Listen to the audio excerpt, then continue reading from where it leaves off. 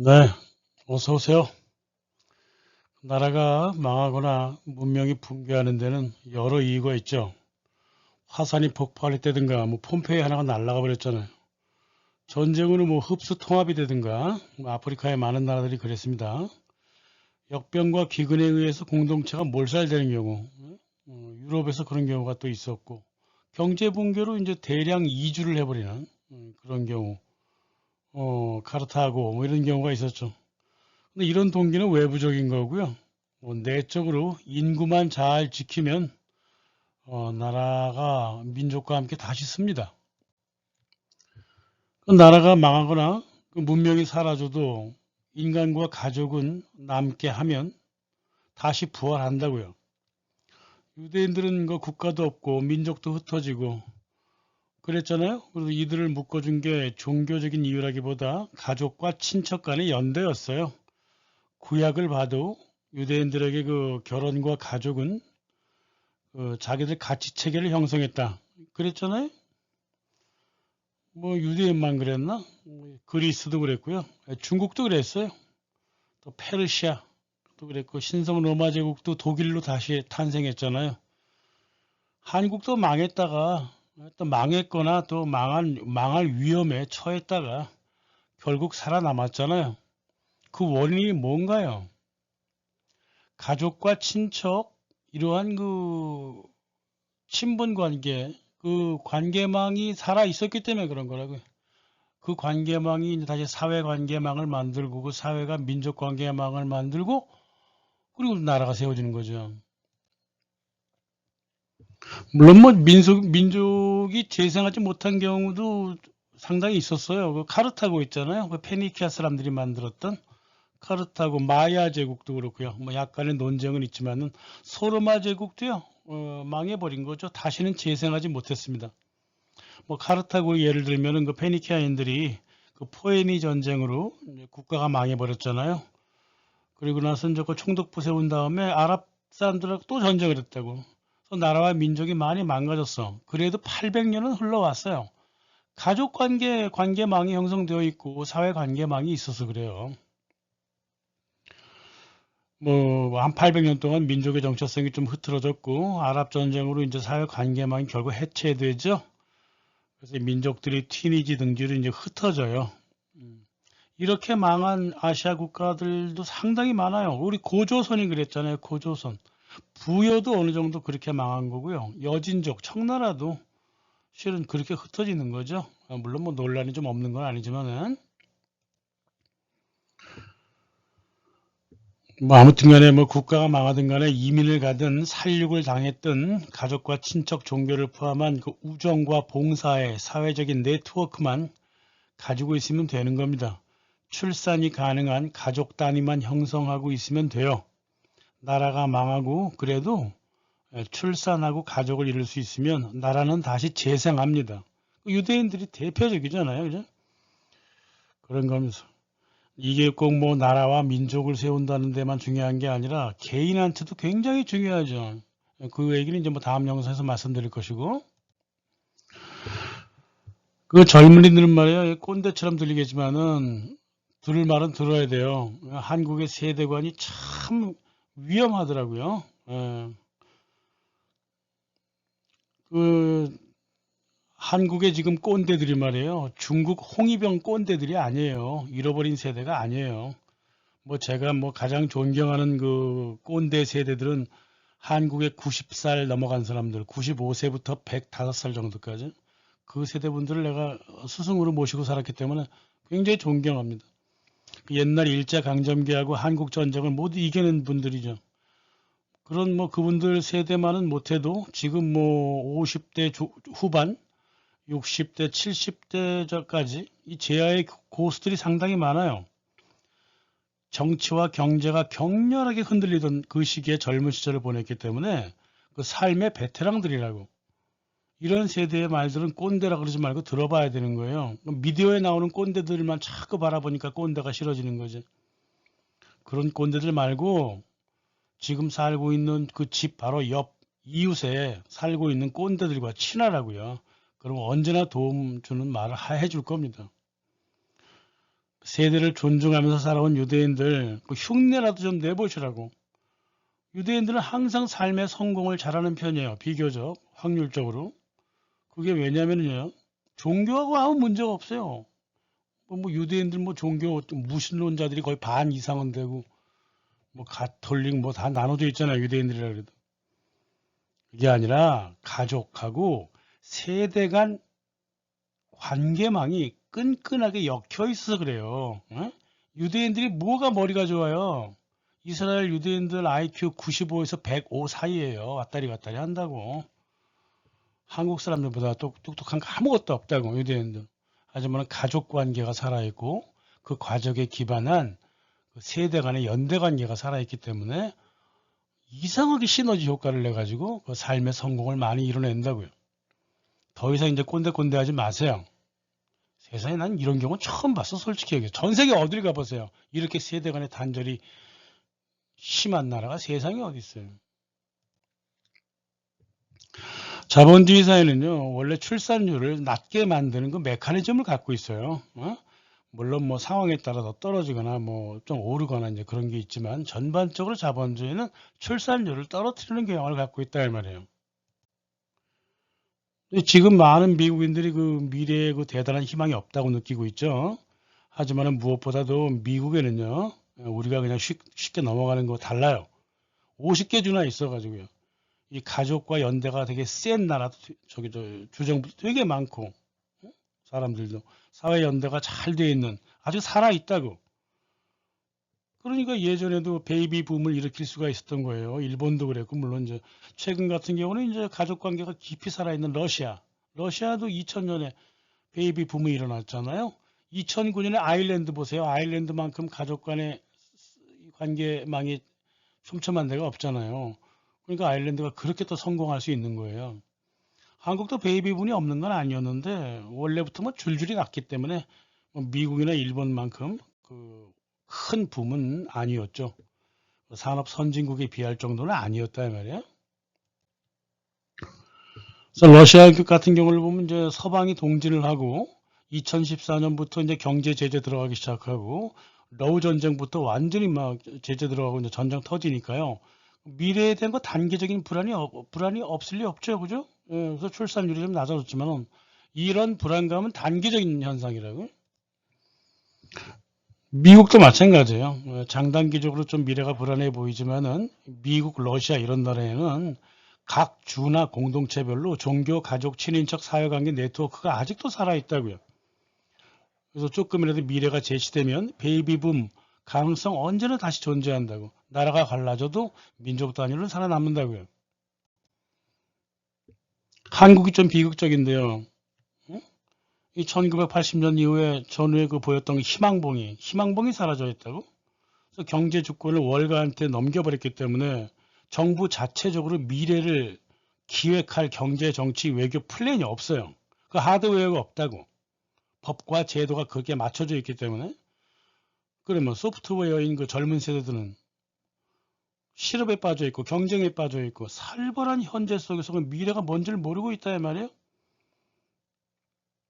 안타까운 지금 나라예요, 이 나라가. 예? 이게 모두 이제 기성세대의 그 잘못된 놈들이 또 있는 거죠. 예?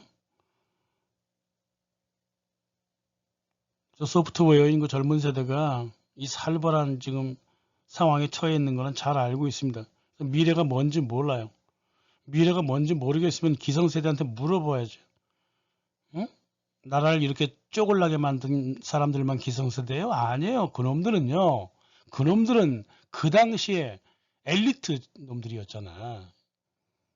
그놈들이 다 망쳐놓은 거잖아요. 386이라고 하는 놈들. 그 당시 엘리트잖아요. 하지만 보통 기성세대는 그렇지 않았다고요.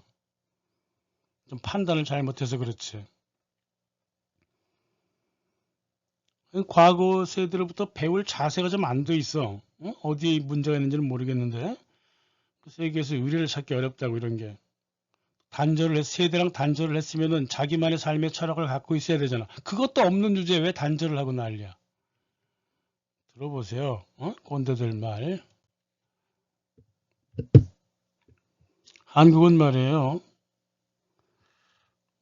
이 가족이 아니라 그 취미나 동창회 같은 게 그 인공적인 관계망으로 착각을 하고 있더라고. 거기 안에서는 삶의 기대도 없어요. 소비적인 모임이라고 그런 거는 관계망이 아닙니다. 그거는. 그 종교적 관계망이라고 하는 그 교회 관계도 마찬가지예요. 이게 신념이나 믿음보다는 정치 경제 논리로 쌓여 있다고. 참 비관적이에요. 그래서 이게 예? 이 한국이라는 나라가 자기 파괴적인 디컨스트럭션, 포스트 모던 문화를 가장 많이 뒤집어 쓴 나라라고. 그래서 앞으로 어디로 어떻게 갈지는 잘 모르겠다고. 일단은 현실적인 생활을 해야 돼요. 허영심을 버리고 홍대 있고 이태원 그만 가세요. 외국인들이야 뭐 놀러 왔으니까 뭐 매주 파티 떠나겠지만 정착해서 사는 사람들이 왜 저런 파티에 가서 난리를 부르스를 치고 그래? 어느 나라에서 그런 짓을 하는 젊은이들이 있어요. 서구에 들면 서구의 젊은이들 한 달에 한 번 파티하는 것도 굉장히 많이 하는 거라고. 무슨 매주 홍대 가갖고 놀고 자빠지고 있다고. 그게 젊은 세대가 할 일이에요, 그게? 그럼 안 되는 겁니다. 이 문제를 좀 본격적으로 다루려고 그래요. 1920년대 유럽하고 미국의 정치, 경제 많이 흔들렸죠. 아울러서 가족하고 모성 문제들, 이거 심하게 요동을 쳤다고. 그때 가족하고 결혼, 출산, 뭐 이 모든 영역에서 개인주의가 폭발적으로 나타냈다 이 말이에요. 지금 한국과 비슷해요. 이때 바로 그 출산 문제, 결혼 문제, 인구 문제, 그 세계적인 학자들이 이때 나오게 돼요. 알렉산더 카손더스라든가 애니스 찰스라든가 알바 뮤르달 이런 사람들이 이 걱정스러운 시대를 바라보면서 출산 문제를 걱정을 했다고. 지금 우리 한국이 그러고 앉아 있다고. 이제 이 출산에 관한 전문가가 지금 별로 없어. 게다가 한국은. 다시 말하면 한국에 지금 무슨 문제가 큰지를 잘 모르고 있다는 거잖아요. 이 세계적인 그 출산 인구학자들이요, 이구 동성으로 말하기를 1920년대가 이게 그 자연적인 현상이 아니라 사람들이 일부러 출산을 제한하는 계획을 했다. 이렇게 관찰했다고. 이게 서구에서 처음 벌어진 사건이에요.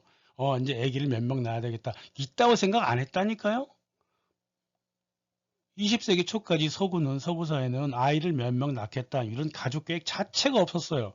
피임이야 당연히 있었죠. 인류 역사 내내 피임 같은 건 있었어도 어떤 그 자식을 낳는 데 있어 갖고 어떤 뭐 계획을 한다든가 사회적으로 이슈를 만드든가 조직을 띈다든가 이런 거 자체가 없었다고.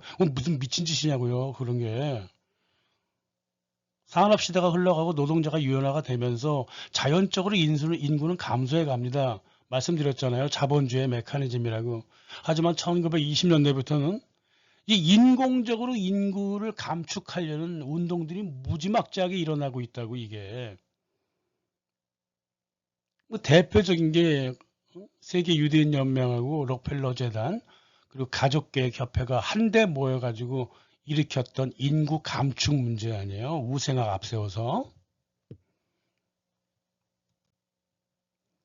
1차 세계대전 후에 경제는요, 생각보다 좋았습니다. 그러니까 또 좌파 운동이 많이 일어나는 거예요. 페미니즘과 함께 아주 극적으로 움직였다고. 진의 세상인 줄 알았어요. 록펠러의 우생학은 미국, 영국 활성화됐고 오죽하면 독일까지 전파를 시켰다고요. 그래서 우생학이라고 하는 거, 인종 간의 기질적, 지적 차이가 있다고 생각하는 학문. 이게 인종주의의 산물이지만은 실은 이게 불량 노동자를 없애겠다는 그 자본가들의 기획이었다고. 우생학이라고 하는 건 여기에 덩달아 그 빨빨거리는 그 급진적인 페미니스트들이 끼어들었다고. 여권주의자들은 가만히 있었어요. 참정권 얘기하고 뭐 이러던 여권주의자들은 가만히 있었는데 이 페미니스트라고 하는 것들이 예전이나 지금이나 멍청한 짓은 골라서 했다 이 말이에요. 실상 1920년대부터 여권주의자와 페미니즘이 서서히 갈라지기 시작했어요. 예. 그 록펠러의 하수인 마가렛 생어라고 있어요. 마가렛 생어 뭐 전에 소개를 제가 몇 번 드렸습니다. 가족계획협회 설립자죠. 남편이 유대인이잖아요. 그러니까 이제 유대인들하고 유대인 병원, 유대인 의사들 모두 끌어모으고 페미니스트 끌어모아다가 국제적으로 그 인구 축소에 들어가는 거예요. 그래서 마가렛 세거 제가 럼블에 있을 거예요. 럼블에 있을 겁니다. 이 여자 유색인들을 불임시켜버리겠다 그랬잖아요. 실제로 히스패닉계 7,000명 강제 불임시켰어요. 흑인들 없애는 데는 흑인 장관을 뽑아갖고 자기 종족 손에 자기 종족을 피를 묻히자고 이런 거지 같은 사이코패스였다고요. 이 사이코패스가 가족계획협회를 만들었다고. 이런 가족계획협회를 갖다가 한국에다가 1961년에 들여왔어. 좀 독자적으로 행동하면 안 되나 한국 사람들은? 이런 인간의 인구 감소를 위해서 가정을 뽀개겠다 그랬다고요. 그래갖고 둘만 낳아 잘 기르자 그랬다고. 1916년부터 이걸 슬로건으로 내걸었어요. 그때 대통령을 했던 시어드르 루즈벨트가 둘만 나와갖고 어떻게 나라를 움직이냐 막 그랬어요. 화를 많이 냈다고. 뭐 그래도 가족교육협회는 록펠러 재단을 등에 업고 일을 마구마구 밀어붙였죠. 낙태, 뭐 불임약품, 뭐 홍보, 뭐 불임법 강의하고 뭐 막 이랬다고요. 가족교육협회가 이 미국 내 유색인성 청소하고 종교 관계망 망가뜨리고 미국인의 가족 관계망을 아주 흐트러뜨렸다고. 이게 이제 자본가들의 노동유연화 정책 중에 하나란 말이에요. 이 가족협회는요, 더 나아가서 게오르고 루카치처럼 행동했다고. 이 루카치가 이게 어떤 놈입니까? 서구 문명을 파괴하겠다고 나선 놈 아니에요. 어? 유럽과 미국 유대인 엘리트처럼 행동했다고.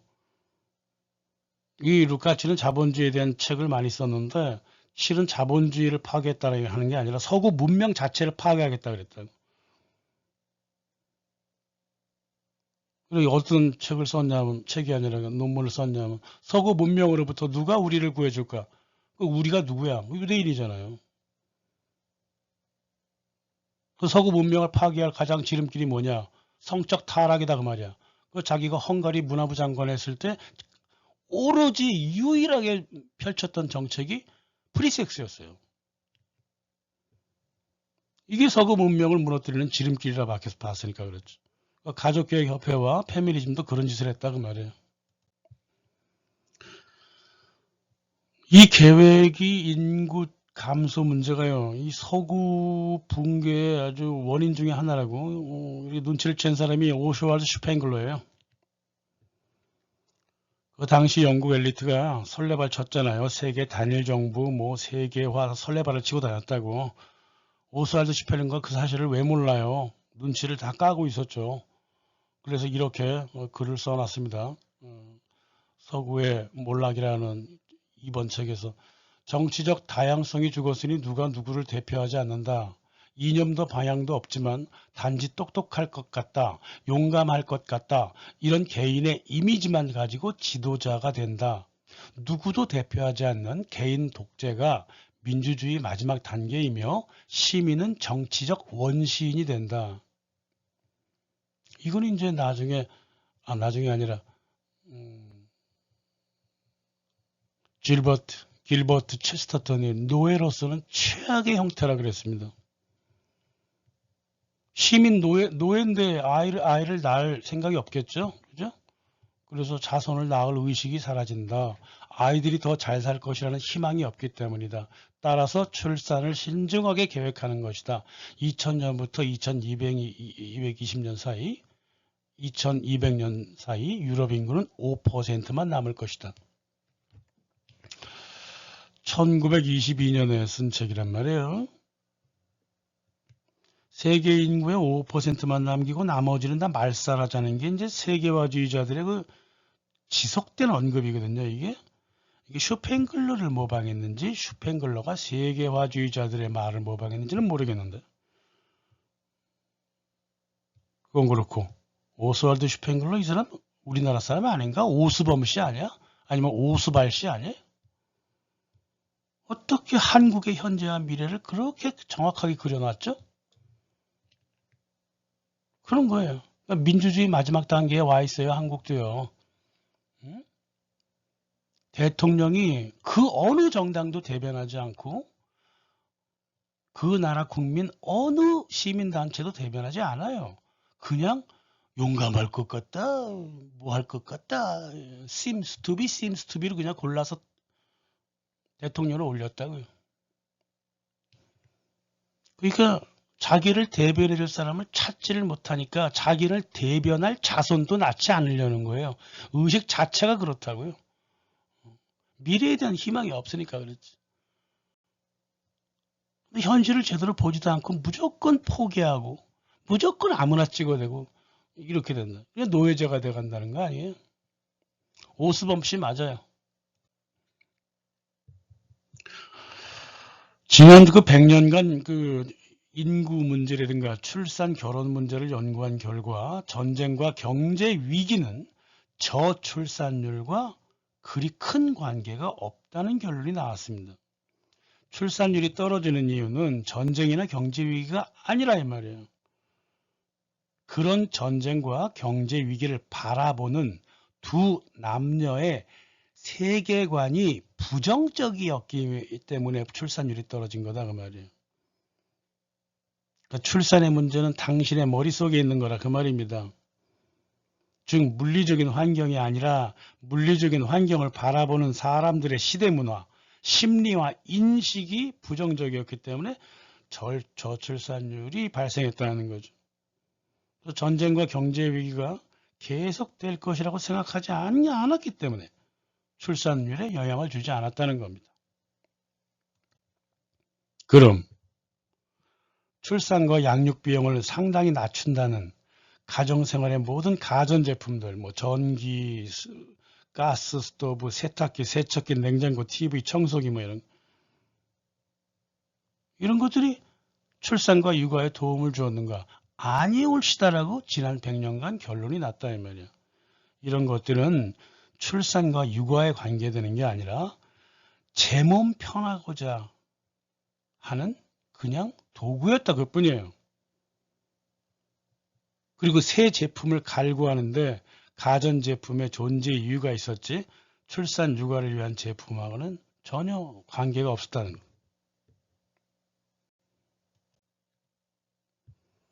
여성들이 직장에 나가고 여행 가고 돈을 쓰고 싶어서 아이를 갖지 않는다는 게 1930년대 세계적인 이 세 명의 학자 카선더스, 알바 뮤르달, 애니드 찰스의 공동적인 결론이었습니다. 맞는 말이에요. 놀고 싶어서 아이를 안 갖는 거예요. 솔직하게 말하자고요. 이게. 착한 척 바른 척 가식 떨지 말고 자기 내면을 솔직하게 바라보면 맞는 말이다 이 말이에요. 나만의 복지를 강조하다 보니까 자식의 출산과 양육마저 무시했다 그 말이에요. 그 자본주의적 소비의 대표적인 시대가 1930년대 그리고 1960년대였거든요. 그래서 첫 번째 단계는 1930년대 한 복판에 보자고 1936년 조사에 따르면 말이에요. 아이를 원치 않는 부부의 이유로 나 중심적인 삶, 셀프 센트리드가 있었다 이 말이에요. 그게 1위예요. 2위가 이제 뭐 여자의 그 경력 단절에 대한 두려움, 그게 있었고 세 번째가 경제적인 압박이 온다 이 말이야. 아기를 낳거나 아기를 더 낳게 되면 2위 이 두 번째 항목이야 뭐 경력 단절 두려워하는 페미니스트들 뭐 두려워하는 것도 아닌데 패밀리 전통적인 항목이고요. 아이를 낳지 않는 여성들의 그 직접적인 이유잖아요. 이해는 가죠. 하지만 세 번째의 경우 경제적인 압박이 있다고? 이건 해석이 좀 필요하죠. 아무튼 간에 제 1위 먼저 한번 살펴볼까요? 나만의 복지. 나만의 복지라고 하는 건 항목이고 조사 대사장들한테 피실험자들한테 물어본 거 피조사자들한테 물어본 거는 세부 설문 항목이 있다고. 그 항목이 어떻게 되어 있냐면 자유롭게 여행하고 싶어서 아이를 안 갖고 싶다. 사냥과 낚시를 가는데 방해가 된다. 아내가 일을 자꾸 하길 원해서 아이 못 키우겠다. 아이한테 쓸 돈을 있으면 가구를 들여놓겠다. 그냥 우리 살기 바쁘다. 아내가 몸매 망가지는 걸 싫어해서 아기를 못 갖겠다. 아기가 나면은 서로 간에 관심이 적어지는 게 싫다. 이거였습니다. 그래서 애니드 찰스 같은 경우는 이제 여성의 경력 단절한테 점수를 많이 주고 있지만은 세 번째 항목에서는 이제 몸매, 아내 여자가 몸매 망가지는 것을 싫어해서 아이를 갖지 않는 것이 굉장히 강하다 그랬고요. 알바 미르다는 이 경력 단절이라는 것에다가 이제 직장 생활의 어떤 그 짜릿함, 어떤 즐거움, 그것도 포함하고 있다. 거기다 강조점을 뒀단 말이에요. 그리고 동시에 아이한테 쓸 돈으로 가구 들여놓으려고 한다. 이런 걸 딱 강조하고 있고. 세 번째 항목인 그 경제적인 압박을 보자고요. 경제적인 압박을 받아갖고 경제적으로 돈이 없어갖고 아이를 못 낳겠다고? 이 조사에 따르면요, 이 사람들 아이와 포드 자동차 중에 어떤 거 고를래? 그랬을 때 포드 자동차를 골랐던 피조사자들이에요. 이런 사람들이 경제적으로 압박을 받아갖고 아이를 못 낳겠다고? 이게 언뜻 들으면요, 이 경제적인 압박 때문에 다시 말하면 아이를 기왕에 애 나놓으면 뭐해? 잘 키워야지. 이런 뜻 같아요. 그죠? 언뜻 들으면. 근데 그게 아니라 그 속내를 들여다보면 아이의 생활 수준을 미리 높게 상상해 나갔고 아이를 사회적으로 다른 아이들과 경쟁의 대상으로 봄으로써 아이를 더 사치스럽게 키움으로써 엄마의 체면을 차리려고 했다는 거다. 그래서 미르달이 아주 전곡을 찌르는 거예요. 이 사람들 말이야, 엄마도 아이도 남보다 잘난 척 하면서 키우려다 보니까 아기 키울 돈이 없다고 징징대더라 그 말이에요. 아이가 무슨 사치품이니? 그랬습니다. 허영심의 산물이라는 거죠. 아이를 낳지 않는 거는 아이에 대한 허영심의 산물이지 어떤 실질적인 것이 아니라는 거다 이 말이에요. 자기 기만이 심한 사람들, 반성 잘 하지 못하는 사람들, 이 속내를 이해 못하죠. 아니야, 그게 아닐 거야, 그게 아닐 거야 이러겠죠? 근데 그게 아니면 뭔데? 응답을 못해요. 이 3인의 학자가 모두 동의한 거예요. 응? 허영심이라고. 2번 항목, 3번 항목 모두 1번 항목이랑 대동소이 하잖아요, 벌써. 응? 그렇잖아요? 그래서 자기 이기주의에 따라 가지고 아이를 낳지 않겠다. 69%라고. 저 밑에 5번째 항목. 아이를 싫어한다. 이거 항목 합치면 78%야. 그리고 아까 허영심이라고 설명했던 경제적인 압박이라고 하는 변명, 그거 합쳐보세요. 85%가 넘어간다고. 이기적인 선택이라 그 말이에요. 아이를 낳지 않는 건 나머지는 다 핑계란 소리예요. 어려운 시절이든 풍요로운 시절이든 마찬가지다 그 말이죠. 이기주의라 하면 이기주의면 이기주의지 개인주의랑 혼동하려고 그래. 자꾸 변명하려고 그래. 개인주의는 이기주의랑 반대입니다. 개인주의라고 하는 거는 최소한 학술적으로 말한다면 타자를 먼저 인정하고 나서 자아도 인정받는 거. 관계 속에서의 자아의 발견. 그게 개인주의고 이기주의는 타자를 무시함으로써 자아를 발견하려고 하는 거꾸로 된 거라고 말이에요. 그래서 이기주의의 반대말이라고 하는 이타주의는 개인주의가 포함하고 있는 거예요. 이기주의 안에는 개인주의 자체가 없는 겁니다. 원래가. 학술적으로만 보면 그래요. 물론 이제 이 아주 참혹한 결과는 아이를 낳고 길러본 적이 없는 사람이거나 아니면 하나 정도 낳아놓고 더 이상 낳지 않으려고 하는 더 많은 아이들을 길러본 적이 없는 그런 사람을 대상으로 했기 때문에 의식에 대한 조사지 실제 무의식이라든가 현실에 대한 조사는 아니죠. 물론 아이를 더 낳거나 아이를 길러본 사람들은 또 응답을 달리할 수 있겠죠. 그죠? 한 의식이 그렇다는 거예요.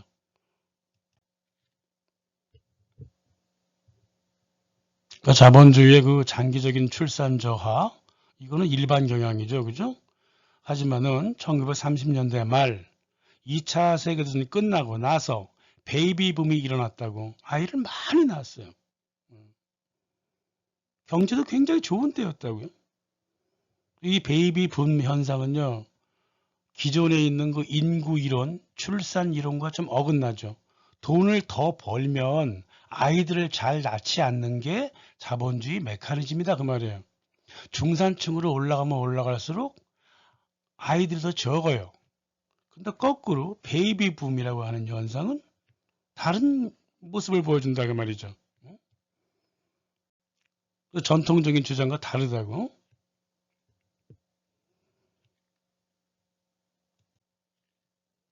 결혼율과 마찬가지로 출산율은요, 딴 게 아니라요.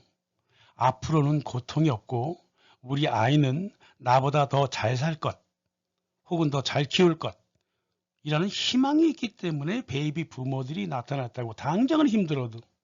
1950년대 모두 가난했잖아요. 서구. 다 거지였잖아, 유럽. 근데 애는 왜 이렇게 많이 낳았을까? 미래에 대한 투사가 있었기 때문에 그런 거예요. 그래서 당장의 물질적인 도움은 출산율에 거의 영향을 못 끼쳐요. 어디다 대고 출산 축하금이나 낭비하고 자빠졌냐고, 이런 이 멍청한 정부가.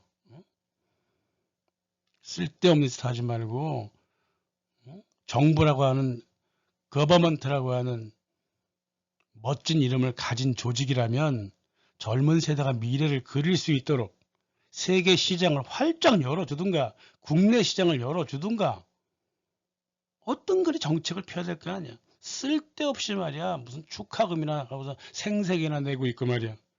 쓸데없이 좌우 진영 논리에 빠져갖고 미국 눈치나 보면서 젊은 세대가 진출해야 될 드넓은 시장을 막고 있다고요.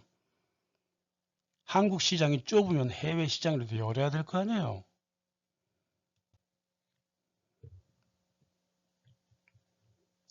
뭐 전쟁, 테러, 당장 벌어지고 있는 지역, 그런 정보를 국민들한테 주는 거는 뭐 괜찮죠.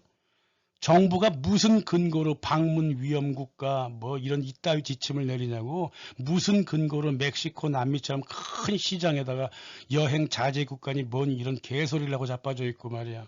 중국과 러시아로 좀 달려나가야 될 거 아니야 지금. 이 드넓은 시장을 버리고 특별 여행 주의보래. 미친놈들이 저희 정부라고 하는 게 무슨 권리로 이 짓을 하고 있는 거냐 이게 지금. 권유사항이에요.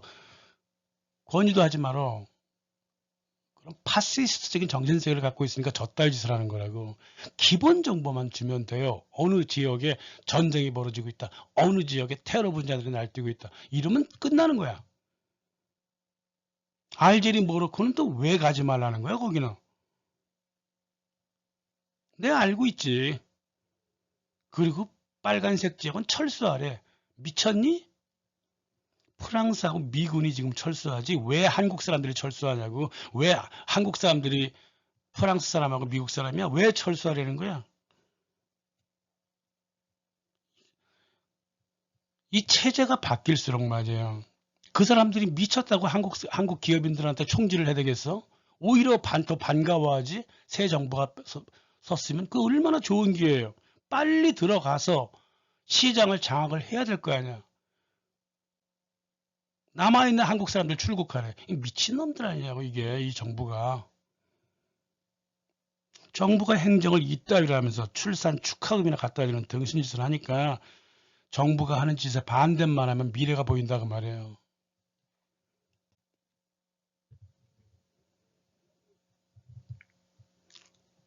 젊은 세대들한테 힘을 주지 않고 계속 힘을 꺾어낸다 이 말이야. 이 나라 정부가. 그러니까 화가 안 나겠습니까? 젊은 세대들한테 마지막으로 말할게요. 당신들도 잘한 건 없어요. 자기의 삶을 긍정적으로 볼 수 있도록 출산, 결혼에 대한 의식을 넓혀야 될 거 아니에요. 왜 주어진 그 상태에 그대로 머물러 있느냐고. 자기하고 자기 미래를 부정적으로 보니까 결혼도 안 하고 싶고 아이도 안 낳고 싶은 거라고. 지금 국가는요, 당신들한테 아무것도 해주지 않아요. 오히려 방해만 안 하면 다행이야. 세계가 좀 부정적으로 흘러가는 것도 맞아. 하지만은 베이비 붐은 세계가 어려웠을 때 애기들 무지막지하게 많이 낳았어요. 희망을 가지고 낳았어. 막상 낳아보니까 경제가 또 어려워. 그래도 잘 견디고 잘 키웠어요. 세계가 변화할 때는요, 기회도 오는 거예요. 크게 변할 때는 더 큰 기회가 오는 거예요. 가장 먼저 해야 할 일은 허영심을 버리세요. 인스타그램 같은 거 하지 말고. 다 쓸데없는 소비 시대 유령 같은 짓들이라 말이에요. 소비라고 하는 거는 하면 할수록 배가 더 고파지는 겁니다. 결핍이 더 커져요. 주변 핑계만 대지 말고 자기의 그 소비 허영심을 버리고 현실에 충실해야죠. 출산도 결혼도 하려면 당장 돈 좀 있는 사람 찾으려고 혈안하지 말고 그런 미친 짓은 아버지나 엄마나 걱정돼서 어느 정도 그런 거는 이해가 가지만 당장 젊은 피 펄펄 흘리는 놈들이 뭐 돈부터 따지고 앉아있다니까 말이 되냔 말이에요. 당장 인간관하고 세계관이 자기랑 비슷한 짝을 한번 찾아보세요. 그러면 실패 잘 안 합니다. 그리고 나서 연애를 해보세요. 그런 다음에 출산이고 결혼이고 생각해 볼 수 있다고. 삶을 너무 두려워하지 말고. 삶이란 게 뭐 별것 없어요. 자기가 원하는 거 성취하는 거 그 자체가 그냥 삶이에요. 못했으면 못한 대로 또 다른 방식으로 또 성취감을 느낍니다. 길게 말할 거 없어요. 허영심만 버리면 무슨 일이나 할 수 있고 인생의 실수를 잘 안 하는 거예요. 허영심이 수없이 많은 실수를 만들게 되어 있는 겁니다. 출산, 결혼, 육아 엿다 대고 허영심을 부렸다가는 자기도 비극이고 아이들도 잘 자랄 수가 없는 겁니다. 핑계 대지 말고 현실에 부딪혀서 현실에 맞게 출산, 육아, 결혼을 해야 되겠죠. 다음 영상에서는 지금보다 더 개인적인 문제를 다룰 겁니다. 감사합니다.